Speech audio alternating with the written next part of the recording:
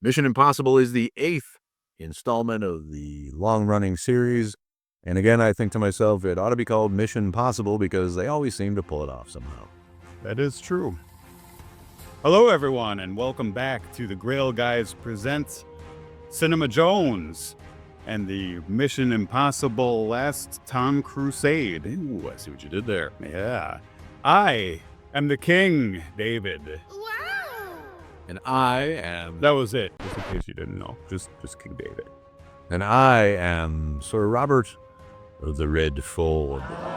We rate our movies, as always, on the Grail Scale, from very shitty to very good. What do we got at the low end, King David? On the low end, the Paper Flixie Cup. Shitty and disposable.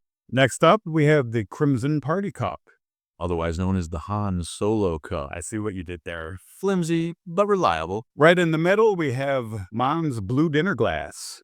Attractive, serviceable, and absolutely average. Kind of like us. Kind of like us.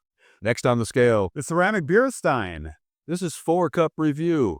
Handsome, strong, really, really good. That's exactly us you just described. I did. Finally, The Crystal Chalice. Ooh, decadent, opulent, the holy grail of movies. the finest there ever was. What have you got for us this week, Sir Robert? I chose Mission Impossible Final Reckoning. The summer blockbuster movie season kicks off for real with this 8th and final installment of Tom Cruise's Mission Impossible series of movies, which, like all of its predecessors over a 30-year span, delivers on so many levels that it can be forgiven for its flaws, of which there are many. This is the second half of a two-parter that began with 23's Dead Reckoning, where the MacGuffin is a cruciform key that unlocks secrets buried in a sunken Russian submarine called the Sebastopol, somewhere in the icy waters of the Arctic Ocean.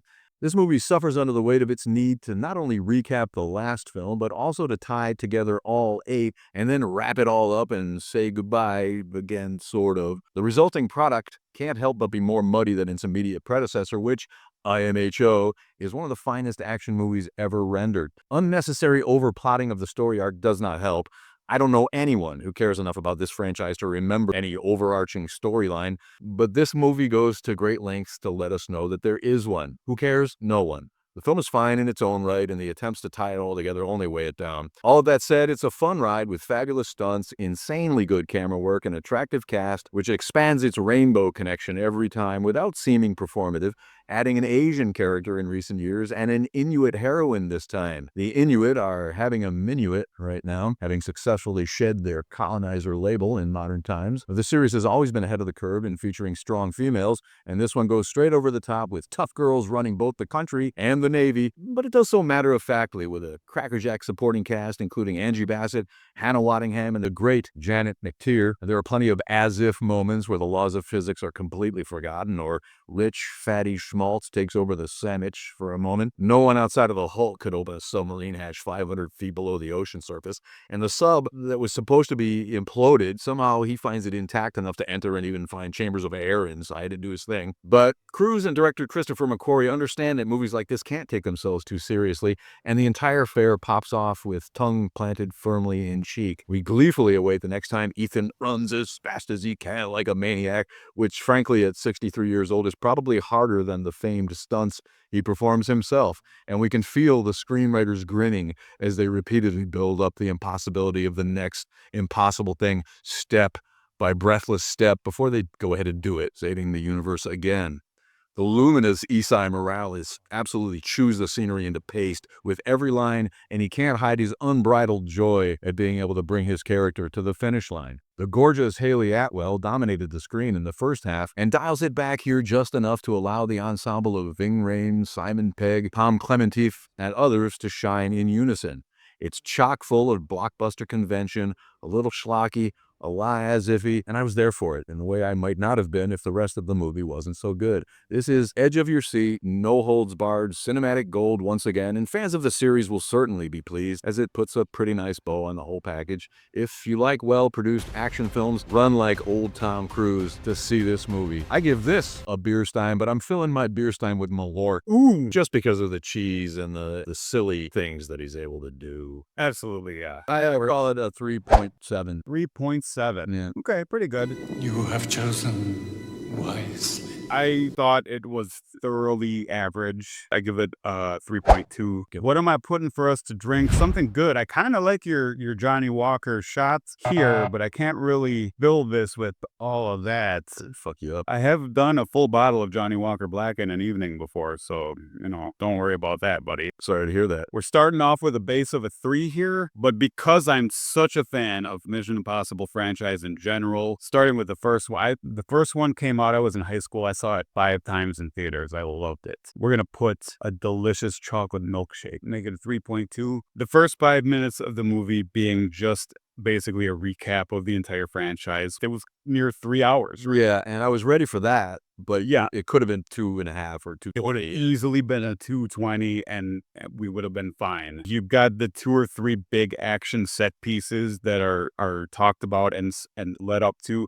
They set it up and then Tom Cruise goes and does his impossible crazy shit. But they do it every single time. They pull up the impossible task. So at a certain point that gets a bit stale. But I love Mission Impossible. Tom Cruise makes good movies. There's a lot of things I appreciated about the movie. Yeah. In ways that are against my general leaning. Like, I don't mind over the top violence in a movie, but Tom Cruise is dedicated to making a movie that you can bring your family to. Yeah. And he pointedly has a scene where he just brutalizes a guy, but it's done off camera. And we see Haley's reaction to it. Yeah. So we know that there's really ugly, bloody violence going on, but they don't show it. And I respect that choice. I honestly do. He's in this to make a blockbuster that leaves your jaw hanging open with the camera work, the stunts, the sets, and the locations. And it works. McQuarrie's filming in the train scene and in the last movie and the submarine scene in this movie, it's just genius. It's easy to look at, artistic while being fantastic. It just works. I'm all right with it. It's you know it's coming. They build it up to 2. There's generally 2 really big stunts in each movie. It's always about the team and saving it. Okay, we know it's coming. But What's the play, Ethan?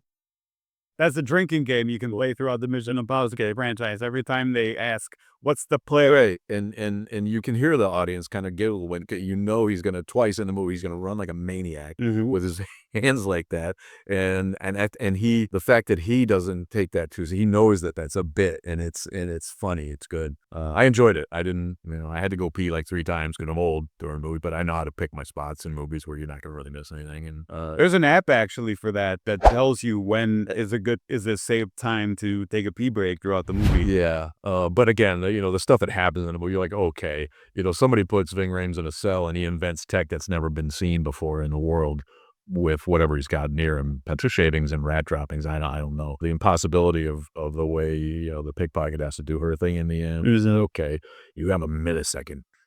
Yeah. I don't feel like this is going to be the last Mission Impossible. Really? No, I didn't find any finality to that, it had its end tableau where they all see each other one more time on camera and then go their separate ways. But to me, there was nothing that he well, the door is definitely left open for more, sure. I say that if he can still run at 90 when he needs a money grab, we'll see another mission. The whole thing with the train at the end of Dead Reckoning, where one car at a time is going over the edge and they have to scramble through each car and jump to the next, just for another one to come down and they have to do it again. It's too much. That one could have gone. And that is similar to the submarine scene from this one. At a certain point, we get it. The whole thing is impossible. Come on, put a cap on it. At some point, it's just putting a hat on a hat. And I thought the same thing. I'm like, okay, how many times is a submarine going to roll over? The fucking thing imploded, but it's perfectly intact when it finds it. Yeah. But I kind of know I'm going to get that. And honestly, I smiled my way through the whole movie. I love that. Love the cast. Love Ving Rhames. Love Simon Pegg. Love Haley Atwell so much. And it's nice to see Pom Klementieff do something without antenna. I had no idea she was at least half Asian until I saw her out of her mouth. Yeah, she's French mainly. Yeah, I think she grew up in France. But yeah, she's definitely got some other cultural heritage. And I'm a language guy, and I like movies that one of the characters speaks a language only, but everyone else understands them. Right? I find that smirky clever. I kind of like that bit. They all understand her, but she doesn't speak anything but French. If it does end up being the last one, I think it's a pretty good send-off. One thing that struck me was, how often do you see Nick Offerman without facial hair? Yeah, leaning into the military thing, we got Nick Offerman as the head of the military. The CIA guy from the first movie they brought back. Yes, and I did appreciate that. That helps you tie it together. Yeah, it's clever. But going back to what we said before, they didn't need to keep fucking banging us over the head with an overarching storyline that I'm not sure really is there. Remember the movie? So, are you the brains of the outfit, or is he? Tell you the truth, I don't think this is a brains kind of operation. The Way of the Gun. No. Christopher McQuarrie started off with The Usual Suspects, right? In the 90s. Okay, yeah. Big hits. And I love that movie. I loved it. absolutely, yes. But he had trouble getting work off of that because he didn't want to fall into just writing crime dramas all the time, right? So he tried to branch out a little bit. Benicio del Toro, he was speaking with.